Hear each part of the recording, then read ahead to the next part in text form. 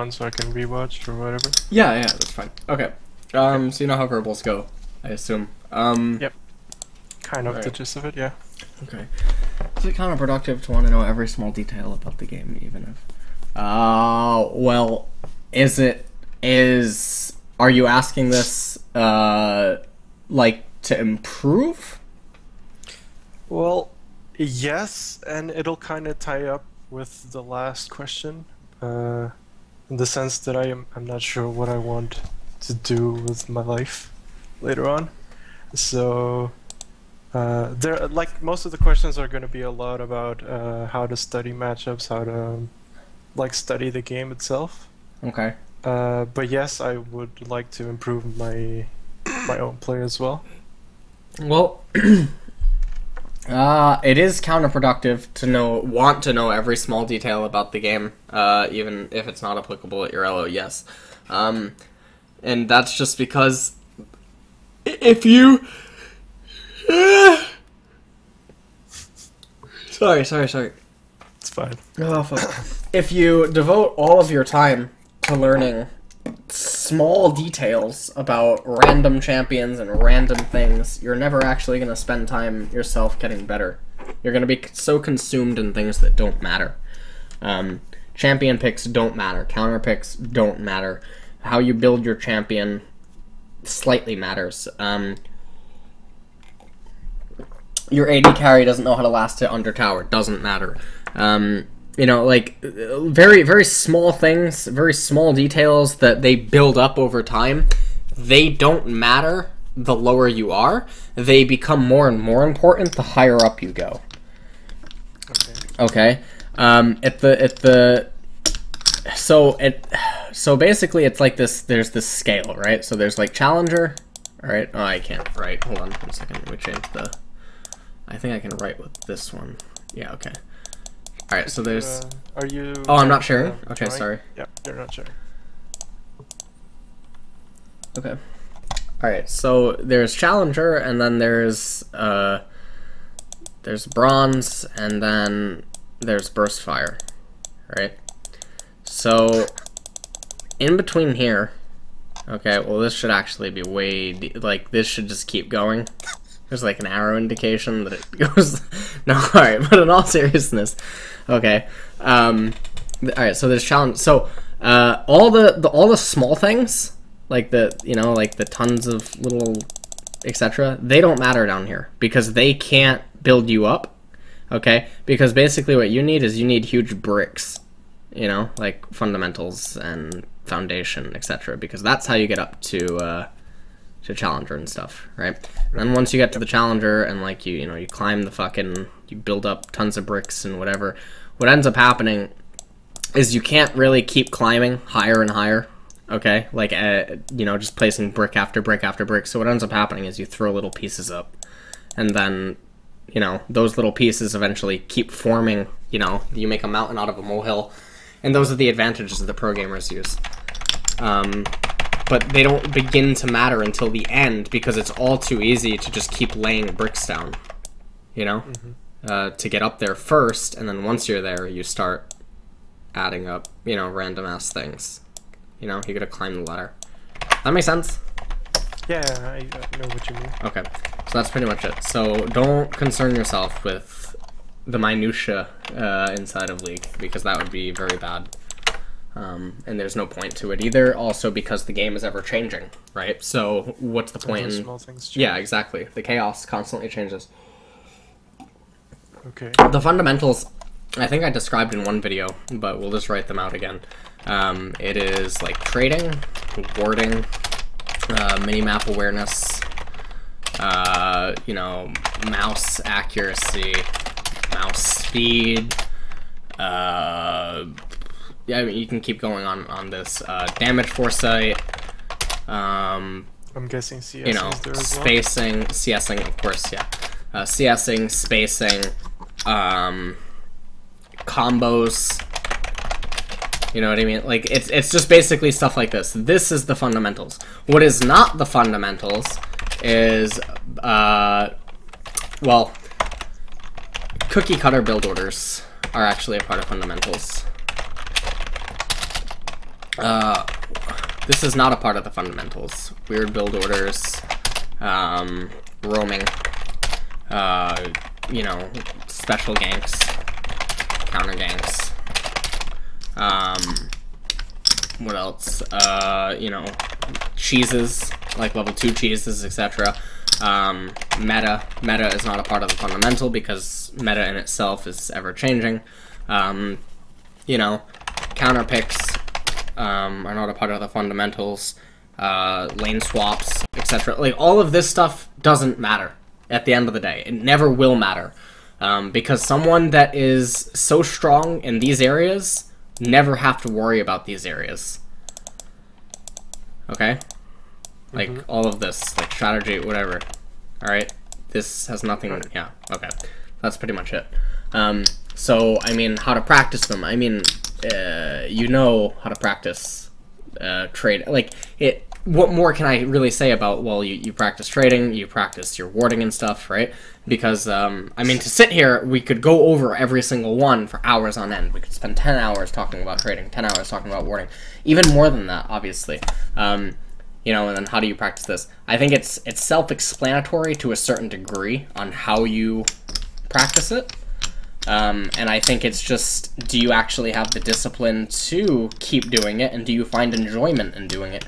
I think one thing that a lot of people end up having, if you were watching the coaching session before this one, there was that guy that he's been playing less than a year. He's been playing apparently 11 months or something, and he's already Diamond 5, and he's still climbing. And it's his first ever MOBA game and whatever. And he doesn't have the issue that a lot of players end up having, which is they get bored of only playing one champion. You know, his match history, he played Trundle like 8 games in a row, because he finds enjoyment in his refinement and the improving of, you know, his fundamentals and everything else going on. So he doesn't find enjoyment in this. When you start finding more enjoyment in this than you find in this is when you become a bad player. Okay? When you start thinking that these things override this, you're terrible. And if you think that at the pro level, this overrides this, no, you're just, maybe in a best of 1 it does, but it doesn't in a best of 3 or a best of 5. In most cases. Okay? And so that's pretty much it for that. How to view, analyze matchups. Apto, TF versus Fizz Guide, level 2 rush, and bounce freeze.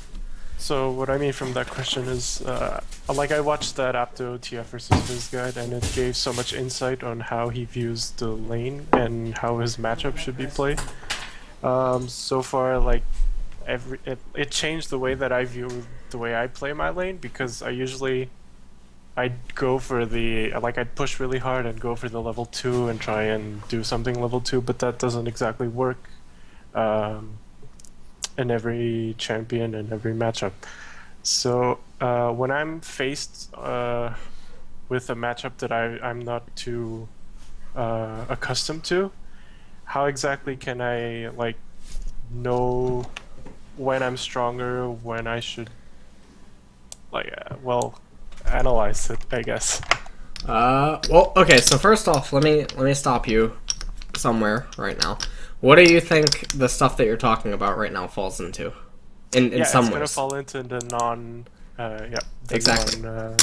And so because you're so concerned with it, you're gonna end up going in a circle. Because that's what these things do, is they go in a circle because they are relative to the patch. And they're relative to other champions that aren't necessarily your own. So because of that, you list the Apto TF versus Fizz Guide. The Apto TF versus Fizz Guide, see, the problem with guides, and I mean, it's not like I wouldn't ever make guides either, is that people, they take guides too literally. Now, unless the guide is an extremely detailed guide, which I don't know how long Apto's TF versus Fizz thing was, but I think it was only an hour or something, right? In which case, it's not detailed enough. Because I bet if you sat Apto down and you gave him $10,000, he would spend, you know, 3 days talking about Twisted Fate versus Fizz. You know, if you actually drilled him and you got past all of his generic answers and you prod, you know, whatever, you poke and prod to get out the more detailed answers. So because of that, guides should not be followed literally. So when you approach a lane and you have a literal approach to it, not a theoretical one or a guideline, then you're going to end up finding yourself having issues like what you're having. So if you're also asking about, you know, trading and whatever, I mean, that's just done by, I mean, there's two ways. Either, you know, very good memory retention or, you know, just playing a lot. I think are the only Muscle two. memory, then? It's, well, it all, of course it comes into muscle memory in some areas, but not all. But yeah. Does that make sense? Like if you play let's say that you play Fizz versus Ahri, okay, 100 times over. When you start at, you know, time 1, you're gonna have a perception of, or you're gonna have a theory of what you should be doing. In game 2, you're gonna adjust, okay, because of whatever happened in game 1. So here's what's gonna happen: is you're gonna go in, okay, Fizz versus Ahri, all right. And game 1, you're going to get smashed, okay? So game 1's going to be really bad. Game 2, you're going to get beat again, but some areas are going to be a little bit more refined. Game 3, you might even get an edge at some points, you know what I mean, that you weren't picking up on in game 2 and game 3, and so you lose. Game 4, the Ahri realizes the edge that you gained in game 3, and then she adjusts, and then you go for it again, and then you fail, and then it ends up failing, and then you don't know why. Game 5, you try again, because what ends up happening is you chalk it up to variance, you get beat again. Game 6, you adjust. It resets, it becomes much more balanced. Game 7, now mind games start getting involved. Okay, now you start wondering that you know that on step 3, you discovered something that became beneficial, and on step 4, she read into it and was able to nullify you for step 4 and step 5, and then on step 6, it became normal again, so on step 7, you're going to use step 3 because you don't think that she anticipates that you're thinking on step 3, and thus step 4 and 5 will not be relevant to the match. Okay, this is the leveling process. Okay, this happens at the professional level. You know, there's a lot of things that go into leveling. Now, this also contains range, which is something that I'm going to do a video on, because when I say it, you have a bunch of idiots that think that I mean, like, distance, and that's not what I mean. Range is what a person is capable of, and I steal the term from poker, because it's used to calculate and judge what the person is able to throw at you, or, you know, what they can do in any given moment. So let's say that you know, Fizz is standing here and Ahri is standing here. Okay, you know that if you throw your ultimate here, okay, most Ahris, and I'm gonna say, you know, 80, like it now, if the range is only 500, okay, distance between the two of you, you know, units, whatever, okay, you know that on 90% of Ahris, this ultimate will connect, okay? So now there's a range of Ahris. So 90 through 1, okay, so it's like a, you know, a range thing. 90 through 1, the ultimate will connect, so that's a check mark. On 91, there is a chance that the Ahri will begin to juke and respond with Q. On 92, there's a chance that Ahri will juke and respond with R into Q into W. On 93, there's a chance that Ahri jukes right, which you don't anticipate. So you have to judge, what is this player capable of, okay? And then, eventually, when you get to the sweet spot, okay, and you determine that, okay, he's capable of 92, but he's not capable of 93 because, you know, the habits of this player, whatever, okay? So because of that, you know that if I throw this here, he will probably move left and then throw a Q, which means that you can anticipate that. And then you can use your E accordingly and whatever. This is where the Mad Life hooks and stuff come in, is range, right? Now, all of this shit, okay, now I'm answering your question, right, does not matter for you. Okay? Okay. Yep. And I'm showing you why it doesn't matter, is because this is shit that you don't need to worry yourself with. This is when you start getting up into much, much higher MMRs. Like, this type of stuff becomes relevant. Is, you know, calculating range, calculating the range of the opponent, not just the range of the opponent on that champion. You know what I mean? Like knowing what they're capable of. And then you can get into a leveling game where you can be a level fucking a 7 Fizz and you can be up against a level 13 Ahri, but this Ahri can't put you on a range, and so you keep beating her even though you're a worse player. And that happens a lot in solo queue. You know, sometimes you'll hear professional players talk about someone that they hate fucking playing against, or they hate playing against a certain champion. So it doesn't matter how much better of a player they are, they cannot read the range of that opponent or the range of that champion, and so they end up fucking falling off. Is this getting through to you, by the way? Because I know this is... Yeah, I'm understanding what you mean. Okay. Alright, I'm good. Like, the level 13 can't, Not actually level 13, you know what I'm saying, right? Yeah, I know. Like, I'm using, like, Pokemon like levels. Okay, good. It's like the... I don't remember what the exact text is, but that you can't...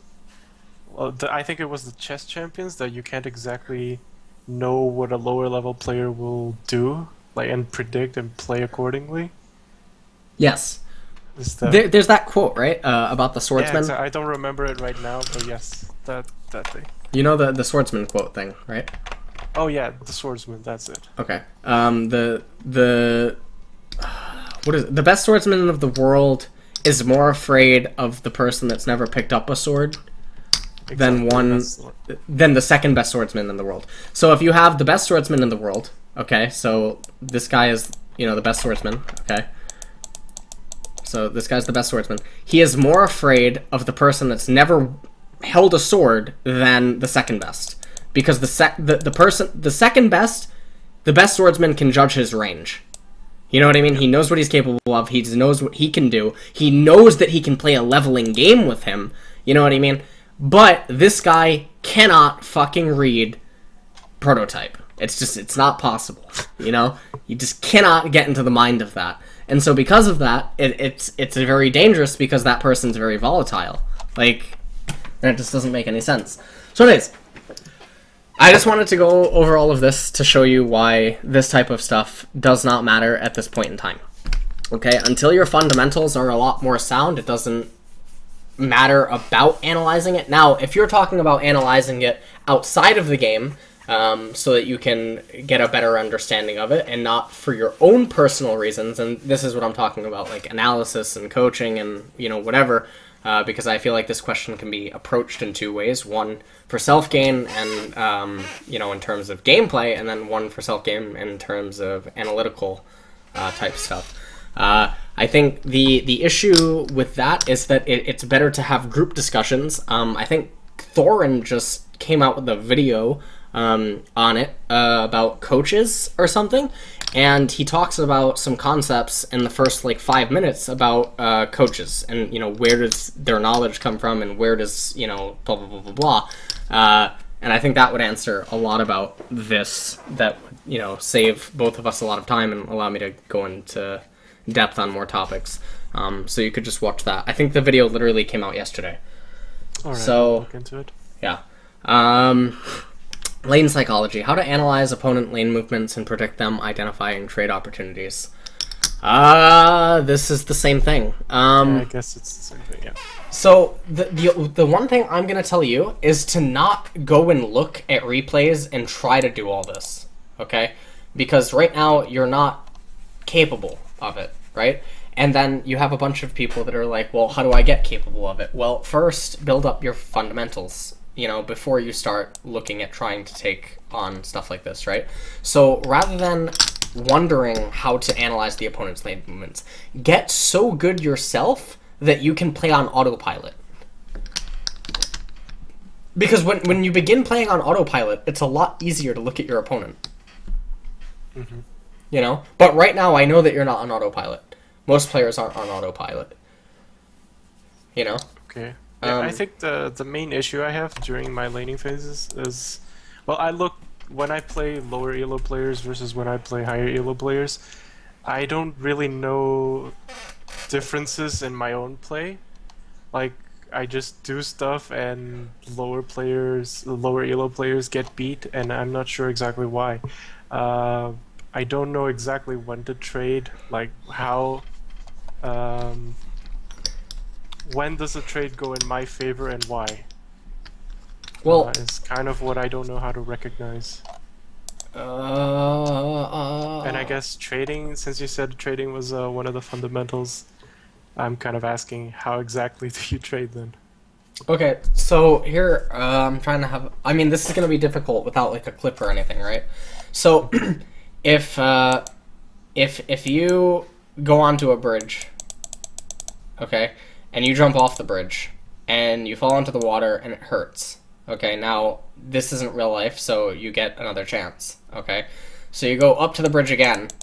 You already know what the end result is gonna be if you jump off the bridge.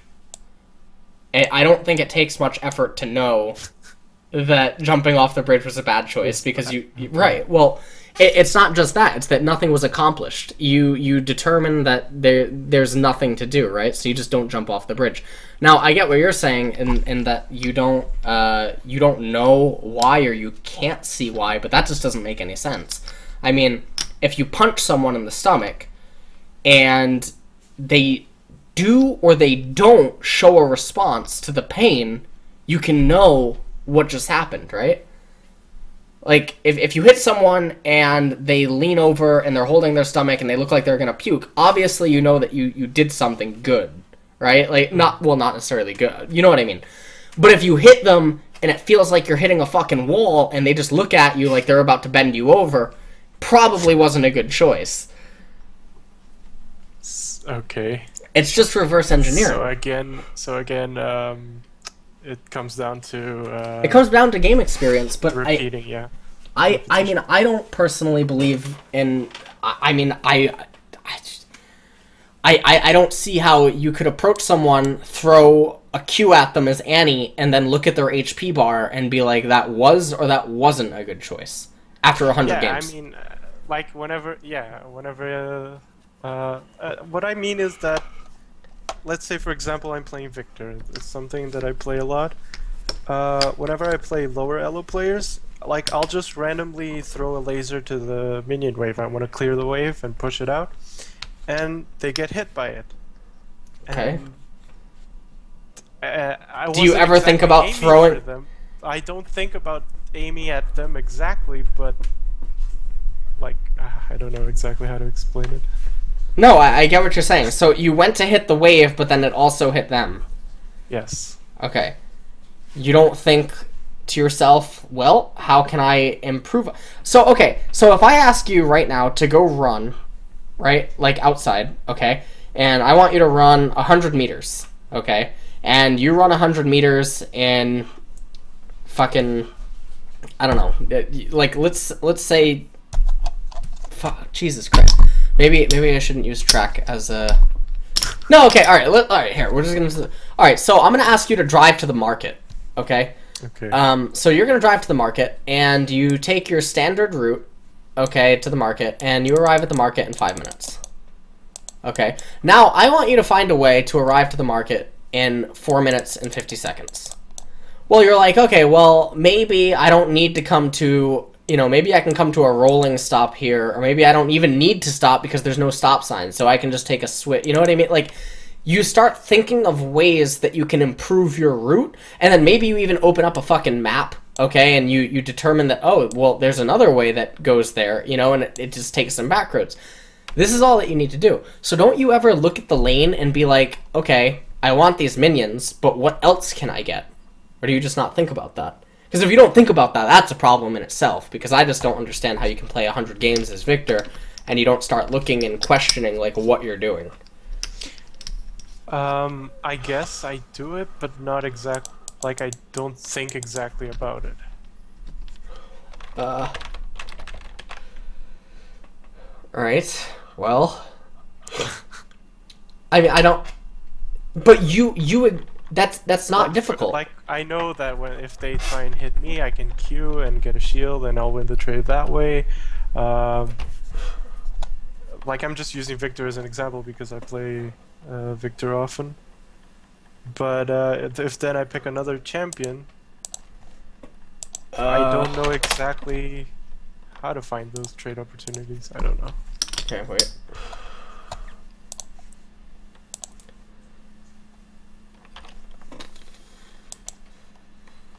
Okay. Well, this is not an AoE mage. Wait, let me find an AoE mage. Fuck.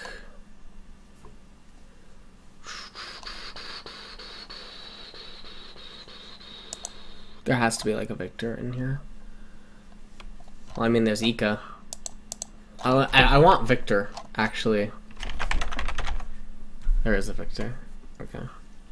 Alright, so here's a Victor. Okay.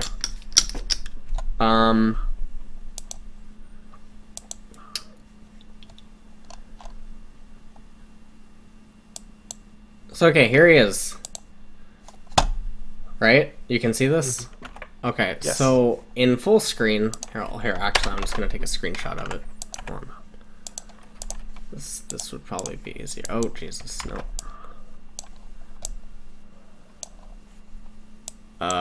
Okay, well that is the opposite, because I don't want to... Fuck me. Whatever, I'll just recopy paste your questions. Okay, so here it is. Okay, and you're Victor. Okay. Yep. So, what are you thinking right now? You wanna E the wave, or do you wanna auto attack, etc.? But let's say that you're Victor and you wanna hit that CS. You can say to yourself, well, I can hit it from here, or I can click here, and then I can hit it from here, but if I click from here, obviously he's going to be standing here or anywhere within here, which leaves me susceptible. So then, through this, you can determine that this isn't a more optimal click, right? And now, when you're here, maybe then you start to wonder to yourself, is there something else I could be doing? You know what I mean? Well, maybe when you move to here, Azir moves into here, or Azir moves, you know, I don't know, to here or something. Well, now you're like, actually, I can move up to here, and then I can send a laser. You know what I mean? And the AoE will hit that minion. It'll soften these minions. So this is just refinement, and I don't get why this... You could tell this to yourself. Do you know what I mean? This is all that you do. But it's you play a lot of games. And you come to you come to develop habits and patterns, and you realize how to come about refining something. Like, I realize that. I just don't think I do it consciously. I don't know. I just do it more subconsciously. Like, I'm not exactly thinking about all of that throughout my laning phase, I don't think. How low elo are you? Because it sounds like I'm low platinum. silver. What? I mean, well...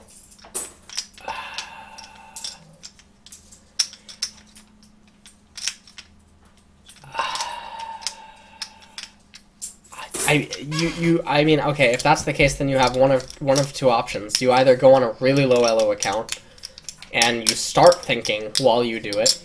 Well, I guess you have three options. You can either do the low elo account, you can do 1v1s against friends, or you can have someone sit there with you and coach you.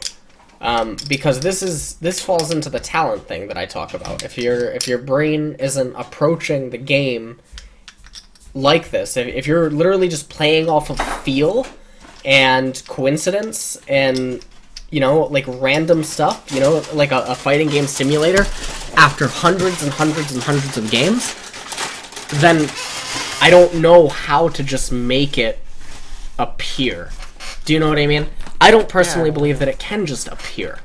I think if you've invested a lot of time in it, it won't just appear. Now, you can do things to begin to make it appear, and maybe you can have an epiphany and it will appear. Maybe something will click and then you'll start looking at the game in different ways. But I think that the only chance that you're going to have of finding that is via one of the three things that I just mentioned. I don't think that there's a magical way to just make your brain suddenly start, slowing down the game and start wondering about other stuff. On top of that, how much do you play League? A lot. Well, what's a lot? What's yeah, what's a lot? Like lately, the past maybe 2-3 months. I've pretty much played it all day whenever I'm free, which is about, let's say, 8 hours. 8 hours a day. And Oh, what yeah. are you doing when you're in the game? Are you just having fun? Or are you thinking about what you're doing? A little bit of both, I guess. Well, it shouldn't be both. It should be one of the other. Like, you shouldn't be playing games to just have fun. I mean, Yeah, you should, but... I mean, I want to have fun, but at the same time, I do want to improve and win. Yeah. Well, do you actually want to improve, or do you like the idea of improving? Because, see, the idea of having fun and then also improving, I don't personally believe that they go hand in No, hand. for example, like every single time I start playing, I'll take maybe the first hour, I'll take a while to just CS. I'll sit in a custom game, I'll just sit there and CS. I don't think that's very fun, but I still do it. Okay. Alright. Well,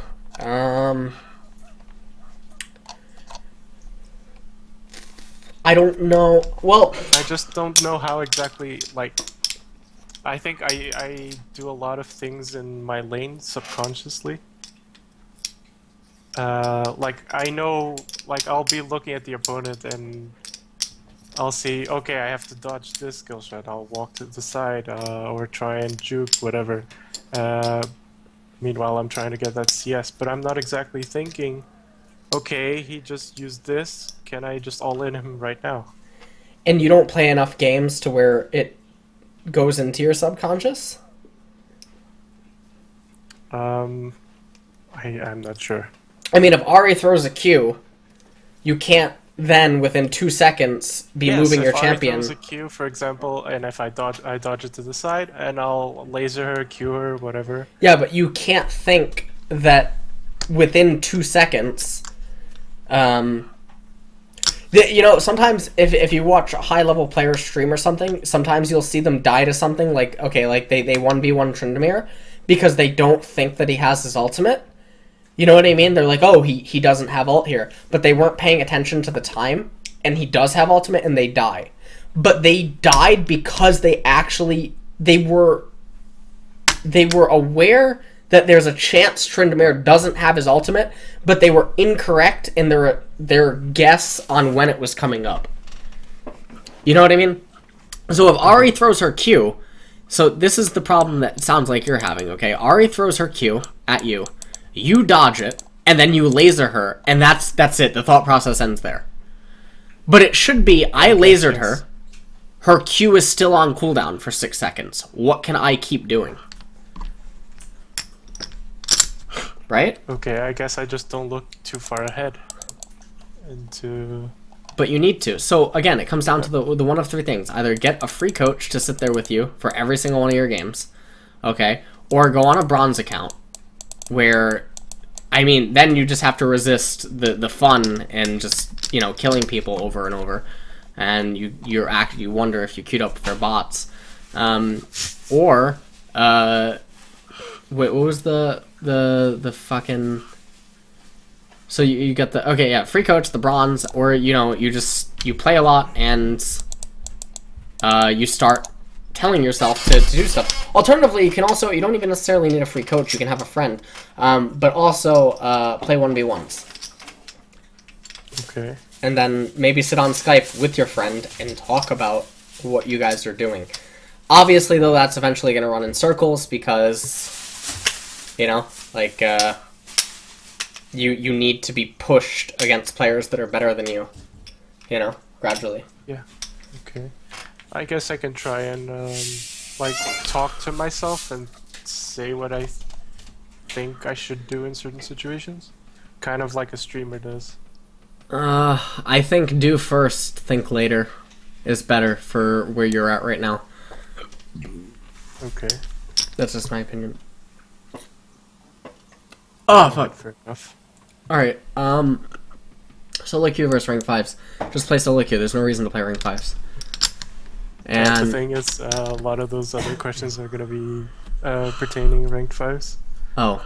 Because well, I'm in a team that we just finished season 1 of this tournament, and season 2 is about to start. I think playing in... I'm of the firm belief that playing in teams, if you're low LO, is bad. I don't think it's good. It's a different game. Fives in solo queue, just because they take place on Summoner's Rift and just because the champions are the same does not mean they're the same games. They have nothing... They are... I wish I could use chess and checkers, but I don't think that does it justice. It's like you play Super Smash Bros. Melee or you play King of Fighters. There's not, like, they're two different games, and people don't think that they're different games. But they are. They have different rules, they have different theories, they have different approaches, there's other stuff that has to be entertained, and there's more stuff that you can get away with in a lot of ways. And so because of that, I think it's detrimental to invest a lot of time into rank 5s, because then what ends up happening is you get you get set in ways that work in 5s, but it has nothing to do with solo queue. And then you also get a bunch of fucking idiots that they think that their gold teammates are supposed to know, you know, like, about all these random ass things. Now, it's okay if you expect some stuff out of, like, gold, platinum, you know, diamond teammates, that is acceptable to you know, request out of them. But if you start doing really weird shit and they don't respond, well, it's not their fault. And it might not even actually be their fault. Your belief in what you're trying to do might actually just be completely wrong because it was formed, you know, in a gold 5 rank team. You know? Alright. Or something. Yeah. Playing without jungle pressure, low damage, charts, and stomps. What do you mean by this? Again, this is pertaining to that rank 5s. Well, I usually play it very defensively in lane. But why? And by that I mean I just, like, I'll be clearing waves and farming and hope be strong for the team fights later on. What happens is that when we have those 20-minute stomps, because I play so defensively, like, I'm just wondering if it's wrong to have low damage charts.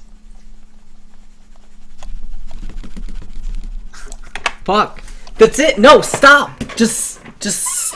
Why do you play? You're not at a point yet where you get to say things like I mean, you get to say it, but don't. Like, that doesn't make any sense. You know what I mean? Because the other players, they're not even aware of what they're playing. You know what I mean? Like, the fucking, the Rift spawns and they're Ahri and they're like, huh, I thought I was Karthus. Like, they don't know what they're doing. And so because they don't know what they're doing, the fact that you have something that you are doing is weird when you're not even aware of it. Does that make sense? Kind of. Okay. You playing defensive could be really wrong. And you can't argue why you're playing defensive. So, the fact that you're being defensive isn't actually you being defensive, it's just you being bad. Okay. Now, if you also said to me that you play aggressive, it's not you playing aggressive, because you can't argue why you're playing aggressive. It's just you being bad. Because you don't have enough of an understanding of all of this to make statements like that. Now, I get what you're saying, that you're trying to visualize it for me, in that you just sit back, you farm, and you wait for mistakes and stuff. You're never going to improve that way. Okay, if you don't start stepping outside of your comfort zone. Now, you can improve that way if you step outside of your comfort zone in a lot of other areas and you just happen to sit back and farm and, you know, whatever. Because that is something I talk about a lot, you know, let people hang themselves. But that's more applicable to the mid-game rather than anything else. You know what I mean? Yeah. Okay. So I think a lot of this would be solved if I watched you. Well, I think watching you play would be more beneficial than the questions, because it sounds like as much as we're talking theory-wise about stuff and whatever, it also sounds like you're more so visual than you are theory, right? Because you've already also stated that in the heat of battle, or while the game's going on, you don't really theorize or think about what's going on. It's sort of just subconscious and whatever. Yes. So there's that. In which case, I now, out of the 3 things that I listed above, rather than do the bronze thing, I would just actually put priority on the free coach thing. Okay. So you just go to lolcoaching.com and you find our free coach. And he'll sit with you, because he just wants experience. Now, if the guy is absolutely retarded, and he tells you that he has this really sick idea, and he tells you to go time at new top lane, you just block him on Skype. Like, that's all you have to do, yeah, fair enough. All right. But yeah. Okay, so decently successful in other games I played, have the determination. Oh wait, easy comps to use in rank 5s. I'm not even gonna answer. Well, I mean, right, okay. I'll answer it if you want to, but it doesn't make any sense. Like, what is the point in saying easy comps to use rank 5s if you're not just gonna play professional?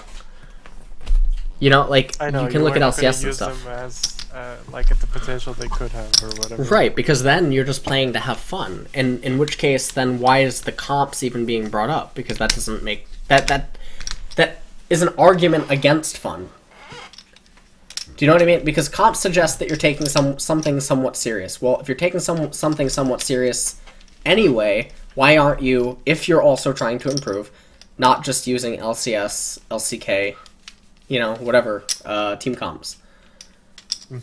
But obviously don't just mimic them, because some team comps are specific for doing certain things. Certain things, yeah. Okay. Decently successful in other games I've played. I have the determination. Is everyone able to each? I don't believe so, no. And I know that there's a lot of people that would argue... Well, it depends what you call high-low. If your definition of high-low is, Diamond 5 or Diamond 3 or something, yes. I don't think everyone can get Challenger. I also do not think that everyone can get Master Tier if you have plateaued at a much lower MMR. I do think if you're, Diamond 4, Diamond 3, well, maybe not Diamond 4, it depends on Diamond. I mean, it's going to be case-specific, obviously, and of course there's always going to be exceptions. There's always going to be the 1%. Just because I say that someone won't go pro doesn't mean that they never will. It just means that I would be, more willing to bet my odds on hitting the Powerball than that occurring. So, with that being said, I do not personally think... Now, you're Platinum what? Peak Platinum 3. Peak Platinum 3. How long have you been playing? Seriously, maybe since September of 2014. September 2014? About that, yeah. About a year and 3 months? Yeah, about that, yeah. Now, when you say playing, does that mean everything included? Like, it means normals, like leveling up your account?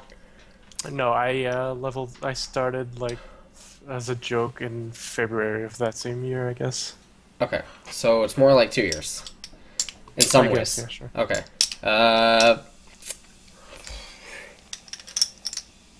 I don't... Because the game's only going to get harder. You gotta understand that, right? Yeah, I see that. Like, since I started playing, up to now, I have noticed that at least anyway, golds anyway do get harder and harder. Okay. What is your definition of high-low?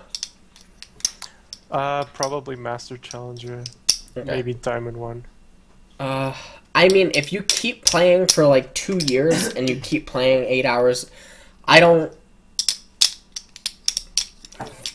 think that it's impossible to cheese your way into Master or something, unless there's a boom, which League could experience a boom in competitive play in some sense, like for solo queue. But if it doesn't happen, I don't think that there's not a reason that you can't play for 2 years and cheese your way in.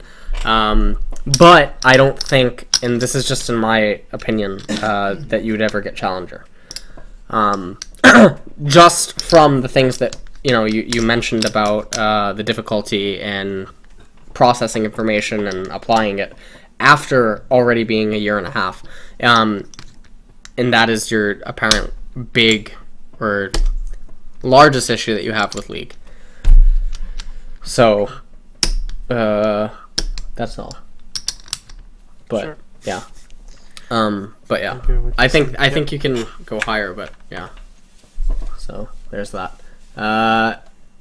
So anyways, random question: why the pink word in mid side lane? What do you mean? You know those two bushes at the side of the lane?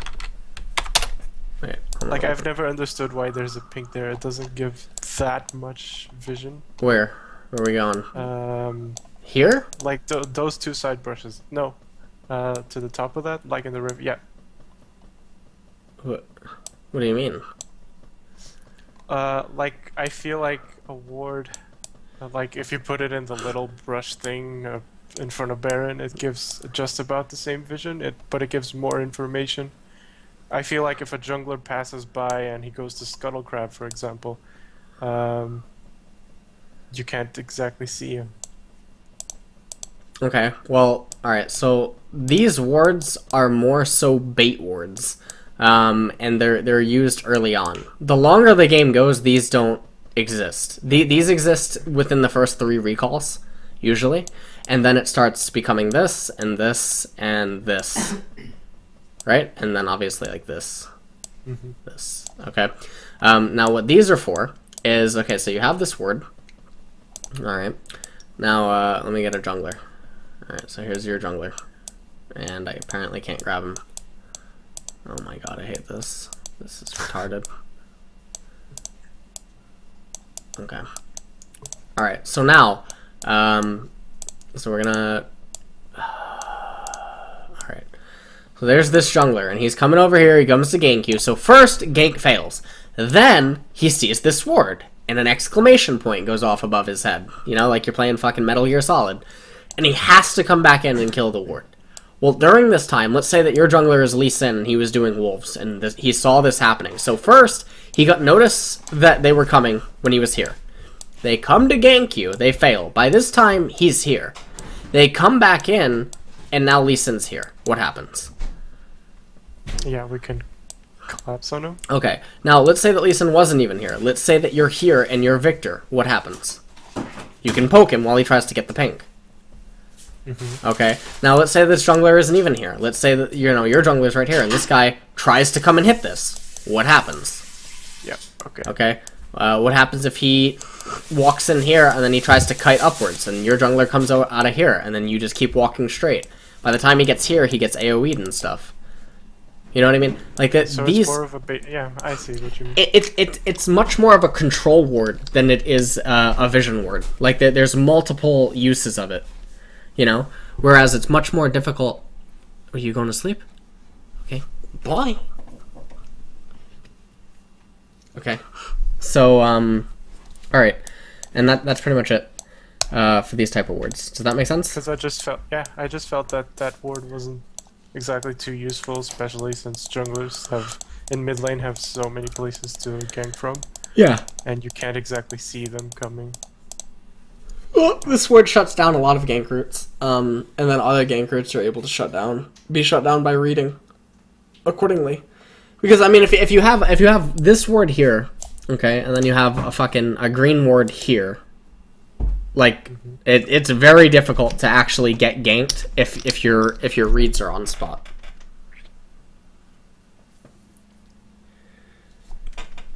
Right? Yep. Okay. Yep. Fair enough. So, okay. 70 ping versus... it's a huge difference. It is. People think... I was gonna ask what exactly can you do on 7 ping? I mean, there's too many things to list. There's things that you can do with... I mean, I'll just list some things off the top of my head that I know of. There's Jace combos that you can do below... well... Jace, I don't know the exact ping number that it is. I do remember that Mima, you know, back in MVP, White, you know, later, Samsung, whatever, he was raging because they played on Garena and they had a 62 ping, 63 ping or something, and he couldn't execute Jace combos. there's other stuff. I mean, I was in NA. I had 30, 36, 37 ping from the Gravity House. There was stuff I couldn't do on Pantheon and Ezreal that I know exists that I can do, you know, in Korea. There's stuff, you know, I played Tom Kench a little bit before I left NA, like, just, you know, once or twice. There's a lot of things with Tom Kench I cannot do on NA. Just, it will never happen. The 36 ping is too much for the inputs. You know, some animation cancels on his W, some animation cancels on his auto attack Qs, some combos with his third stack. You just can't do it. It's just not possible. And I'm sure if you know, Riven probably is subject to it as well. Zed definitely. Katarina, no question. You know, like, it's so much. And people like to claim that it doesn't exist, you know, because they've clearly played in Korea and, you know, they're professional players. It's huge. But does it matter at the end of the day? Technically, no, because there's other ways to still, you know, get a win. But it is an advantage. I made a tweet a little while ago that a certain LCS player managed to lose to Flaxius playing cross-server and 130 ping. That's a fucking embarrassment. I don't care what happened. It's embarrassing. It's not acceptable. I think, in all seriousness, if I was a coach from the team, you'd be benched. Because that's just not acceptable. 130 ping and you can't win a fucking lane when you have nope. It's just not acceptable. I think he has like 40 or something, and Flaxius has like 128 to like 140, and he lost. Nope. That's sad. But you don't really know the ping differential until you play on But I figured as much, yeah. So yeah.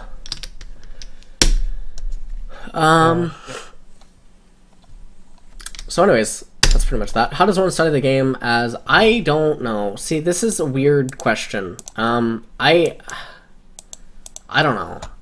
I don't claim to know everything about the game, but what I do know is I have a very deep skill set and tool set, or whatever you want to call it, in being able to break things apart. And I think it comes from my background in games. And that's, I've always attributed that as my edge. It was because most LoL coaches and LoL people, their gaming field is, they played casually FPSs, Halo, whatever. No, I didn't just play casually. I played at a semi-pro or professional level at multiple games across multiple genres. So that's just my edge. I attribute that to my edge. Now, it doesn't mean that there aren't coaches or analysts or something that they know stuff that I don't, or, you know, there's people that know specific things that I don't know. I don't think there's no one that simply just knows the most about LoL, because it's impossible. Yeah, you can't know everything, especially since it's always changing. But that's pretty much it. I just think that it's my background. All right.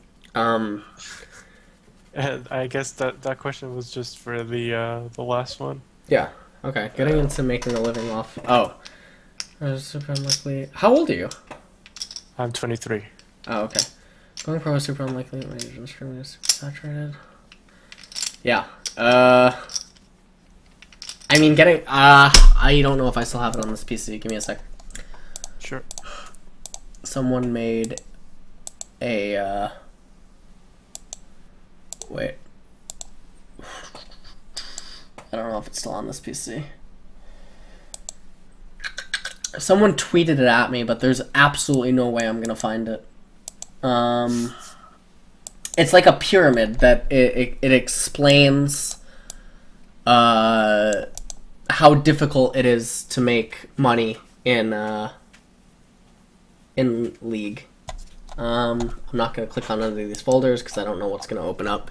But basically, there's like a pyramid of like earnings in League of Legends, right? And you have like the 7 figures at the top, and then you have the 6 figures, and then you have the 5 figures, you know, that take up, well, it's bigger than that, but the 5 figures take up 30%, and then you have the, you know, the 4 figures, and that takes up a huge percentage But even the 4-figure thing is hard to get into, and then you have the fucking 3 figures, and then you also have the negative figures, which actually take up by far the most. You know, and these are the people that they spend money on RP, they upgrade their PC, they do all these random things, they travel to events, they try to make connections, and then they end up losing money in League. For the most part, it is extremely difficult to even break into the 4-digit and the 5-digit salaries without lots of connections or being really good. And with how much political correctness and political cards are played in the West, it's getting even more and more difficult to actually do anything. So it's pretty bad. And as time goes on, it's only going to get harder. So, yeah. So don't get into esports. I don't recommend getting into esports, no. It's a fucking nightmare, man. I hate it. I hate a lot of things. I don't know. I think if esports was more so like the East in some ways, I think maybe it would be okay. But I think with how the West continues to grow, and I don't mean grow in a positive way, I mean in how they are evolving, again, not in a positive way. There are a lot of positives that are going on. I just mean that, you know, 2 years ago, if you were a coach or an analyst, you could do the absolute, you could be the worst analyst today, and you would be the best one 2 years ago. You know what I mean? Now, you could be a really fucking good one. You know, one I don't know of, I've never heard of, etc. And you won't see the light of day unless you really try. Like, really fucking try. And it doesn't matter. Okay. And there are going to be people way worse than you, you know what I mean, that they just have friends. And that's how it, you know, then that sucks. So, whatever. But if you're actually really good, people will listen. So there is always that. There is that get out of jail free card, and that if you really are a step above in anything that you do, analyst, coaching, management, whatever, you will get noticed. There are, you know, very big discrepancies between, you know, all the people that are available. Yeah, I see what you mean. Okay. Does this all make sense? Yep. Alright, and then I know you said you had a last question, but just send that on Skype and I'll get to it. Sure. Okay.